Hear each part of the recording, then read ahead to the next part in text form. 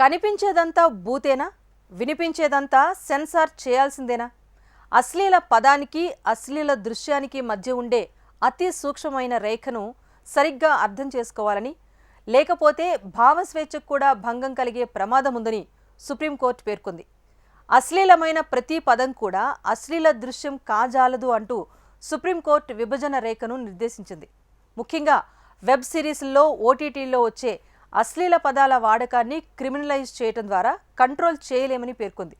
ఆ వివరాలేంటో మీరే చూడండి. నవరసాల్లో శృంగారం అనేది ఒకటి. శృంగారం లేకుండా సినిమా చేస్తే అది రక్తి కట్టదనేది ఒక నానుడి. కానీ శృంగారం పరిధిని దాటి అశ్లీలం కూడా విశృంఖలంగా తయారైంది. అశ్లీల మాటలు, ద్వంద్వార్థాలు కూడా శృతి మించి అశ్లీల దృశ్యాల దాకా మన సినిమా వెళ్లిపోయింది. ఫలితంగా శృంగారానికి, అశ్లీల పదజాలానికి, అశ్లీల దృశ్యాలకు ఉండే స్వల్పమైన తేడా కూడా చెరిగిపోయి ఏది ఏమిటో అర్థం చేసుకోలేని పరిస్థితి కొనసాగుతోంది.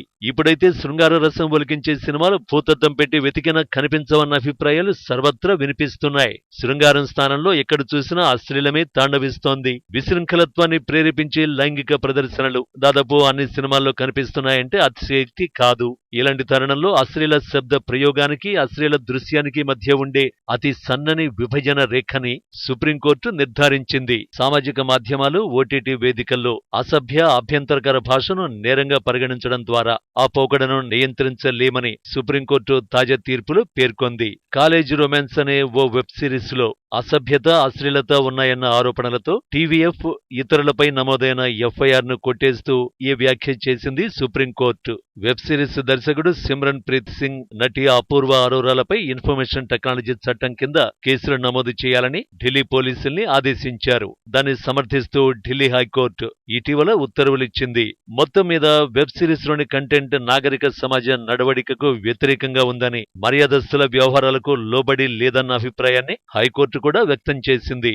వారిపై ఎఫ్ఐఆర్ నమోదు చేసి క్రిమినల్ చర్యలు తీసుకోవాలని సిఫార్సు చేసింది. హైకోర్టు తీర్పుపై వెబ్ సిరీస్ నిర్వాహకులు సుప్రీంకోర్టును ఆశ్రయించడంతో అక్కడ వారికి సంతృప్తికరమైన సమాధానం లభించింది. హైకోర్టు తీర్పును సుప్రీంకోర్టు తప్పుబడుతూ ఇచ్చిన తీర్పు మీడియా రంగ నిపుణులకు ఆశాజనకంగా మారిందంటున్నారు. అశ్లీల పదజాలాన్ని ఎలాంటి సందర్భంలో వాడారన్నది హైకోర్టు పరిగణనలోకి తీసుకోలేదని సుప్రీంకోర్టు వ్యాఖ్యానించింది. కేవలం వాడిన పదాల అర్థాన్ని మాత్రమే పరిగణనలోకి తీసుకుందన్న సుప్రీంకోర్టు హైకోర్టు తీర్పును మితిమీరిన చర్యగా అభివర్ణించింది.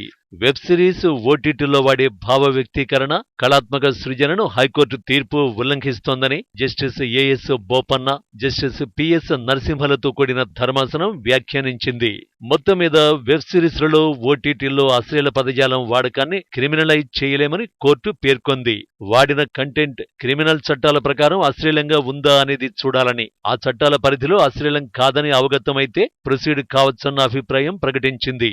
అంతేకాదు అశ్లీల పదజాలాన్ని క్రిమినల్ నేరంగా నిర్ధారించడం భావస్వేచ్ఛకు కూడా భంగకరంగా మారుతుందని కోర్టు వ్యాఖ్యానించింది. హైకోర్టు ముందుకొచ్చిన ఒక రాంగ్ క్వశ్చన్ కారణంగా హైకోర్టు కూడా రాంగ్ ఆన్సర్ ఇచ్చిందని సుప్రీంకోర్టు వ్యాఖ్యానించడం విశేషం. ఒక సిరీస్లోని కంటెంట్ క్రిమినల్ చట్టాల కింద నైతికంగా తప్ప, అది సమాజాన్ని తప్పుదోవ పట్టించేలా ఉందా అనేది నిర్ధారించుకోవాలని సూచించింది. అయితే అశ్లీల పదాలను అశ్లీల దృశ్యాలతో సమకట్టడం సరైంది కాదని కూడా సుప్రీం పేర్కొంది. అశ్లీలమైన శబ్దాలు మనిషిలో దాగున్న మరో కోణాన్ని చూపుతాయని, ఒక్కోసారి షాక్ కూడా గురిచేస్తాయన్న కోర్టు అశ్లీల దృశ్యం మాత్రం అలాంటిది కాదంది. ఆ పదాల వాడకం అబ్సీనిటీకి సమానం కావలసిన అవసరం లేదని వ్యాఖ్యానించింది. అది సృజనాత్మకతకు సంబంధించిన అంశమని పేర్కొంది.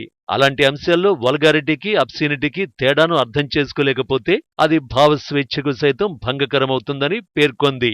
మరోవైపు సోషల్ మీడియాలో అందుబాటులోకి వస్తున్న కంటెంట్ను క్రిమినలైజ్ చేయడం ద్వారా కట్టడి చేయలేమని కోర్టు వ్యాఖ్యానించింది. ఈ క్రమంలో మరో స్టాండర్డ్ ని కూడా సుప్రీంకోర్టు యాడ్ చేసింది. ఆన్లైన్లో దొరికే అబ్సీన్ వీడియోస్ ని విచారించే క్రమంలో వాటిని కోర్టులో ప్లే చేయాల్సిన అవసరం లేదని అభిప్రాయపడింది. అలా చేస్తే ఫ్రీడమ్ ఆఫ్ ఎక్స్ప్రెషన్ కి అడ్డంకిగా మారుతుందని అభిప్రాయపడింది.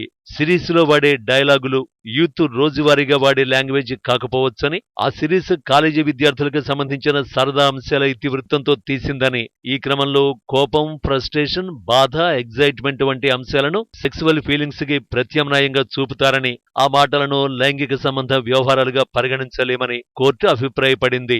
ఒక సాధారణ సగటు మనిషి కామన్ సెన్స్ ని హైకోర్టు అర్థం చేసుకోలేదని సర్వోన్నత న్యాయస్థానం వ్యాఖ్యానించింది. మొత్తానికి సుప్రీంకోర్టు ఇచ్చిన తాజా తీర్పుతో వెబ్ సిరీస్, ఓటీటీ ప్లాట్ఫామ్స్ కు ఒకంత ఊరట లభించినట్లయింది.